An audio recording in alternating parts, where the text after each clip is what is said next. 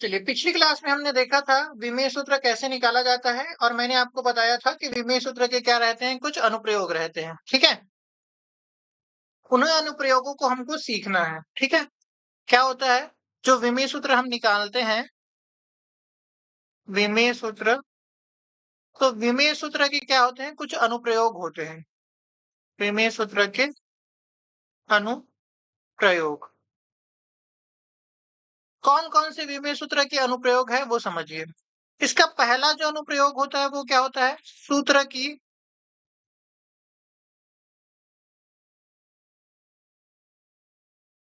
शुद्धता की जांच करने में, सूत्र की शुद्धता की जांच करने में। ठीक है, पहले यही पढ़ लेते हैं।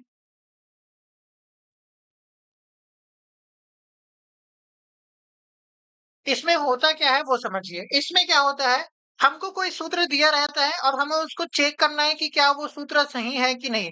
जैसे अगर हम बात करते हैं एफ बराबर क्या होता है, ए में होता है। ठीक है, अब ये जो सूत्र दिया गया है क्या ये सही है क्या नहीं है, इसकी जांच हम क्या कर सकते हैं, विमेय सूत्र की सहायता से कर सकते हैं।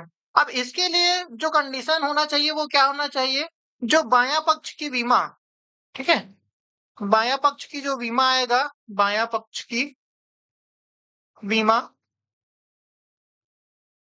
वो बराबर होना चाहिए किसके, दायां पक्ष की विमा के, दायां पक्ष की विमा।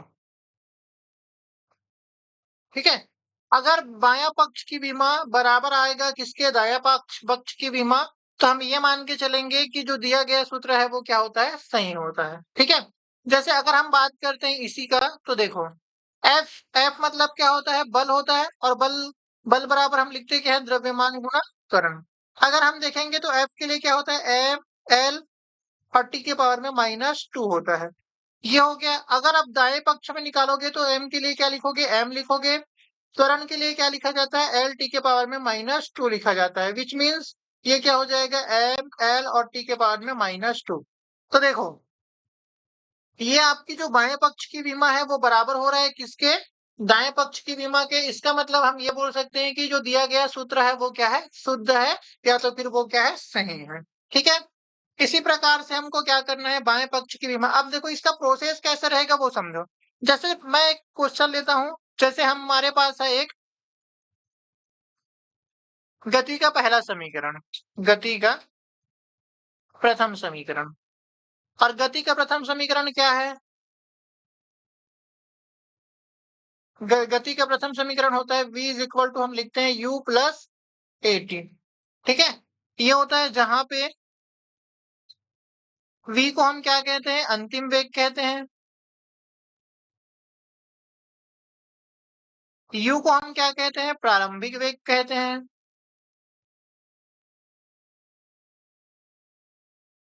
a को क्या कहा जाता है, त्वरण कहा जाता है, t को क्या कहा जाता है, समय कहा जाता है। ठीक है, अब जैसे हमारे पास देखो, हमारे पास जो सूत्र आया वो क्या है, हमारे पास जो सूत्र है वो v बराबर क्या है, u प्लस एटी है। ठीक है, ये हमारे पास सूत्र है। तो शर्त क्या कहता है इसके सिद्ध होने के लिए, कि जो बाएं पक्ष की विमा है वो बराबर होना चाहिए दाएं पक्ष की विमा के। ठीक है, हम करेंगे क्या, देखो सबसे पहले v की विमा लिख लो। तो v की विमा क्या होता है, जो v की विमा होता है वो क्या लिखते हैं, v मतलब वेग, और वेग की विमा क्या होता है, एल टी के पावर में -1। u की विमा निकालोगे तो u बराबर भी क्या होता है, वेग ही है ये भी, और वेग के लिए विमा क्या लिखते हैं, एल टी के पावर में -1। ठीक है, इसी प्रकार से a की विमा निकालोगे तो a की विमा क्या निकलेगा, a मतलब होता है त्वरण, और त्वरण के लिए लिखा जाता है एल टी के पावर में -2। और t की विमा, t मतलब समय, और समय के लिए क्या लिखा जाता है भाई, t लिखा जाता है, तो ये हो जाएगा t। आप क्या करेंगे, इसको मान लो आप समीकरण a, या तो फिर आप सीधा सीधा कर रखना, क्या लिखोगे, सीधा सीधा मान रखने पर।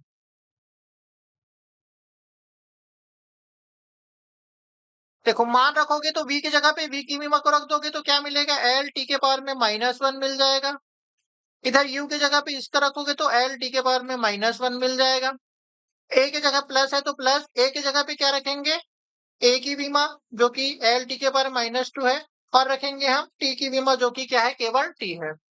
यहाँ से क्या आ रहा है, एल टी के पावर में -1 आया, और इधर क्या हो रहा है देखो, एल टी के पावर में -1, ये -1 और यहाँ पे +1 आपस में गुणा होकर क्या हो जाएंगे, -1 हो जाएगा। अब यहाँ से देखो, ये हो जाएगा एल टी के पावर में -1 और ये हो जाएगा 2 एल टी के पावर में -1। इसका मतलब अब ये दो जो होता है वो क्या है, विमाहीन राशि है, तो उससे हमको कोई लेना देना नहीं है। हमको ये समझ में आ गया कि जो बायां पक्ष की विमा है, बायां पक्ष की विमा, ये बराबर हो रहा है किसके, दाएं पक्ष की विमा के, दाएं पक्ष की विमा के। इसका मतलब क्या है, अतः v बराबर जो u प्लस ए टी है वो क्या है, सत्य है। ये हमारा क्या होता है, तरीका होता है सत्यता की जांच करने की, कि हम क्या करेंगे, जिसका जिसका हम सबसे पहले जो जो दिया गया है इक्वेशन में उन सब राशियों का क्या निकालेंगे, विमेय सूत्र निकालेंगे। विमेय सूत्र निकालने के पश्चात हम क्या करेंगे, सबको उसके स्थान पे रख देंगे। गुणा भाग है तो गुणा भाग करेंगे, ठीक है, जो कट रहा है काटेंगे, जोड़ रहे हैं जोड़ेंगे। सामने में जो भी नंबर आएगा, न्यूमेरिकल वैल्यू आएगा, उससे हमको कोई लेना देना नहीं, क्योंकि वो क्या है, एक अंक है और अंक का कोई विमेय सूत्र नहीं होता है, ठीक है।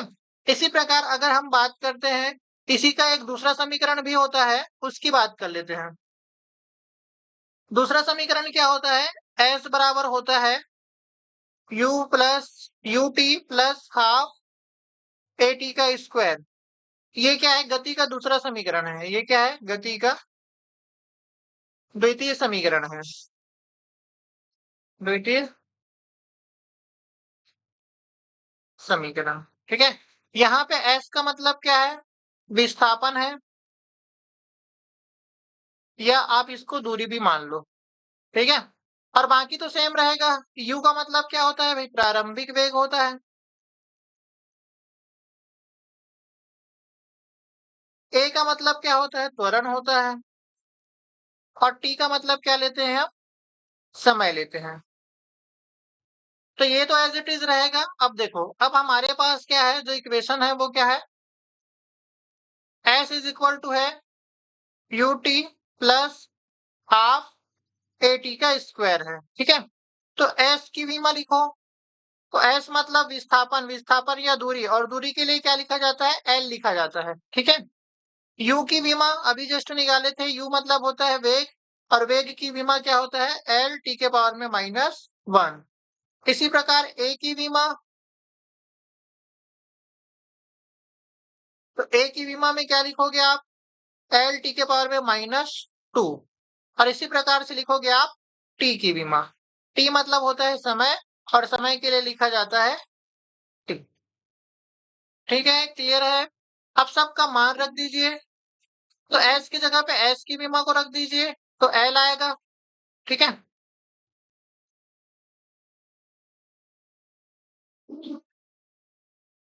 देखिए, यू की जगह पे यू रखिए, तो यू की जगह पे क्या है, यू की विमा रख दिए।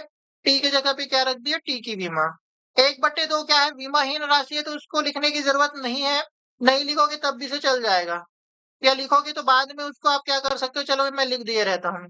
आपको क्या करना होगा, उसका एलसीएम लेके उसको सॉल्व करेंगे, और ये हो जाएगा टी की विमा। अब देखो, बायां पक्ष तो आ गया है, बायां पक्ष हमारे पास क्या है, एल आ गया है, हमको दाएं पक्ष को सॉल्व करना है। तो ये देखो, ये -t है और ये +t है, तो क्या हो जाएगा, माइनस और प्लस कट जाएगा। यहाँ पे कितना बच जाएगा, 1/2। यहाँ से देखो, ये -2 है, और टी के ऊपर में स्क्वायर है, तो इसके ऊपर में स्क्वायर लगाएंगे, और इसका जो स्क्वायर है वो कहाँ आ जाएगा, इसके नीचे में आ जाएगा, ठीक है। कहाँ आ जाएगा, वो इसके नीचे में आ जाएगा, क्योंकि आप इक्वेशन में देखिए, टी के ऊपर में क्या लगा हुआ है, यहाँ पे देखना, यहाँ पे स्क्वायर लगा हुआ है, तो यहाँ पे भी हम क्या लगा देंगे, उसके विमा में भी क्या लगा देंगे, स्क्वायर लगा देंगे। तो यहाँ से देखो, ये -2 है और ये +2 है, कैंसिल हो जाएंगे, तो क्या बचेगा, एल बस बचेगा। अब चाहो तो इसको सॉल्व कर लो, 2 को इधर भेजोगे तो ये हो जाएगा 2l प्लस एल, और पूरे के बट्टे में 2, ये आ जाएगा ओवरऑल 3/2, और ये आ जाएगा एल। अब मैंने आपको बताया कि सामने में अगर कोई न्यूमेरिकल वैल्यू आ रहा है तो उससे कोई फर्क नहीं पड़ेगा। आपको ये देखना है कि इधर की विमा और इधर की विमा बराबर हो गई। इसका मतलब क्या हुआ, जो बायां पक्ष की विमा है, बायां पक्ष की विमा वो बराबर आया है किसके, दाएं पक्ष की विमा के, दाएं पक्ष की विमा के। इसका मतलब जो इक्वेशन हमको मिला था, एस बराबर U T plus half A T का स्क्वायर, ये क्या है आपका सत्य है। एक जो इसका तीसरा समीकरण होता है, इसको आपको चेक करना है, ठीक है। ये आपके लिए रहेगा होमवर्क में। इसका जो तीसरा समीकरण होता है वो बी का स्क्वायर यू का स्क्वायर प्लस 2a एस होता है। सबका मतलब जानते हो, एस का मतलब क्या होता है, विस्थापन होता है, ये आप जानते ही हो। ठीक है, समझ में आ रहा है।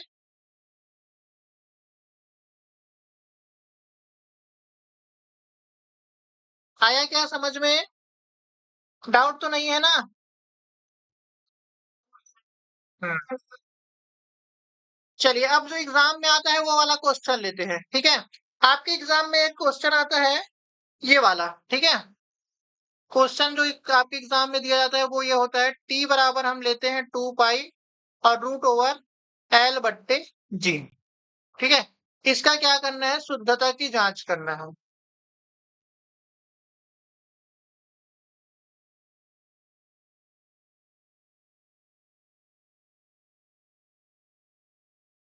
अब देखो, इसकी शुद्धता के जांच के लिए क्या होगा, फिर से टी मतलब होता है आवर्तकाल। आप थोड़ा समझ लेना अभी इसका मतलब क्या होता है, ये सब हम आगे पढ़ेंगे ना। टी मतलब होता है आवर्तकाल, जी का मतलब है गुरुत्वीय त्वरण,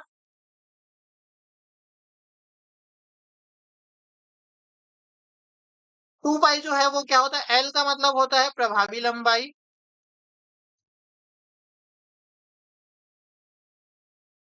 ठीक है। 2 पाई क्या है, कांस्टेंट वैल्यू है, उसका विमीय सूत्र नहीं निकलेगा। अब देखो, आप क्या करोगे, आप टी की विमा लिखो, तो ये हो जाएगा टी की विमा, टी मतलब काल, काल मतलब समय, और समय के लिए लिखा जाता है टी।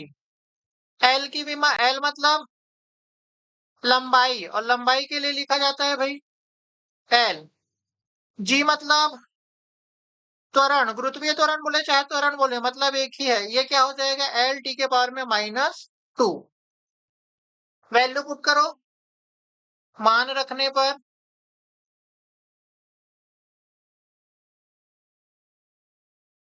टी की जगह पे क्या रखोगे, टी रखोगे।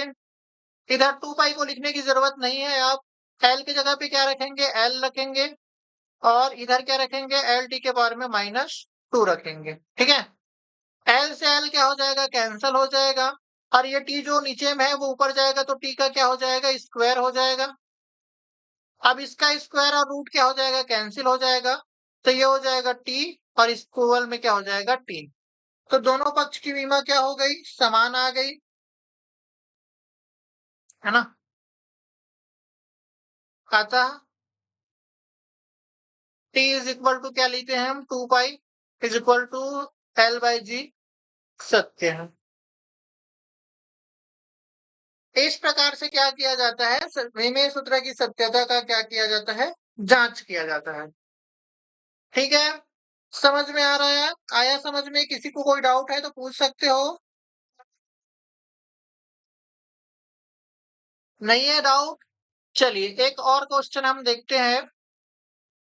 एक लास्ट क्वेश्चन देख लेते हैं, इसके बाद आप प्रैक्टिस करना, बहुत सारा है ना।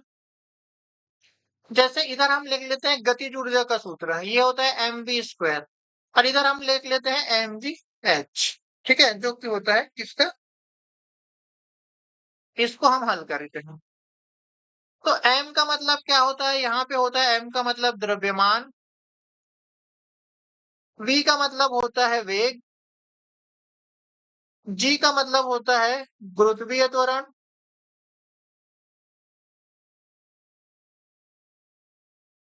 और h का मतलब होता है ऊंचाई। ऊंचाई को हम लंबाई भी कह सकते हैं,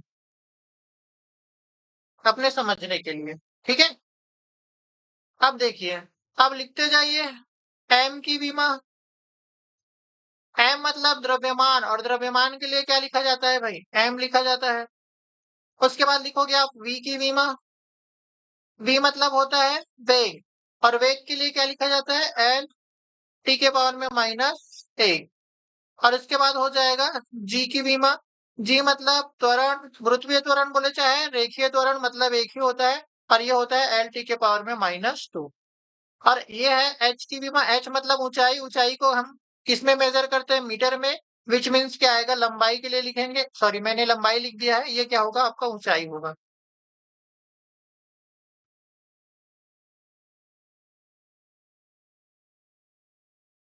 ठीक है, और ऊंचाई के लिए लिखा जाता है एल। सबकी वैल्यू पुट कर दो, इसको मान लो आप चलो समीकरण एक मानने की जरूरत नहीं है। मान रखने पर, मान रखने पर क्या समझ में आएगा आपको? देखो इधर क्या था आपके पास? हाफ एम वी स्क्वायर आया है, इधर क्या आया है? एम जी एच आया है। 1/2 का तो कोई विमीय सूत्र नहीं होता, तो उसको नहीं रखेंगे। m की जगह पे m रख दिया, और इसके जगह पे क्या रख दिया? 1। देखो स्क्वायर है तो इसके ऊपर में स्क्वायर लगा दिया, ठीक है। m की जगह पे m रख दिया, h g की जगह पे l t के बारे में -2 रख दिया, और l की जगह पे l रख दिया, ठीक है। इसका जो स्क्वायर है वो अंदर आ जाएगा, तो क्या हो जाएगा? l का स्क्वायर हो जाएगा। ये -1 से -2 गुना होगा तो क्या हो जाएगा? -2 हो जाएगा। और इसको एक साथ लिख दो, एल से एल गुना होगा तो क्या हो जाएगा? एम हो जाएगा। एल और एल क्या हो जाएगा? एल का स्क्वायर हो जाएगा, और ये हो जाएगा टी के पावर में -2। अब इन दोनों को भी एक साथ लिख दोगे तो ये हो जाएगा एम एल स्क्वायर और टी के पावर में -2। और इधर भी देखो कितना आया है? एम एल स्क्वायर और टी के पावर में -2। इसका मतलब क्या है? जो बायां पक्ष की विमा आया है, बायां पक्ष की विमा, ये बराबर आया है किसके? दाएं पक्ष की विमा के। दाएं पक्ष की विमा का, ठीक है। तो इसका मतलब क्या है? जो गिवन फॉर्मूला हमको मिला है वो भी क्या है? सत्य है। आ रहा है बातें समझ में? इसी प्रकार से हमको क्या करना है? और भी अगर हमको कोई इक्वेशन मिलेगा तो उसका हमको क्या करना रहता है? विमीय सूत्र की सत्यता की हमको जांच करना रहता है।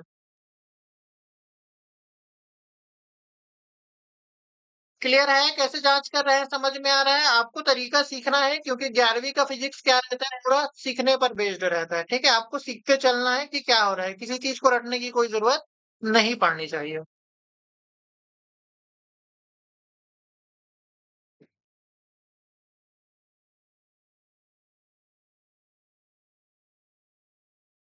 ठीक है, क्लियर है?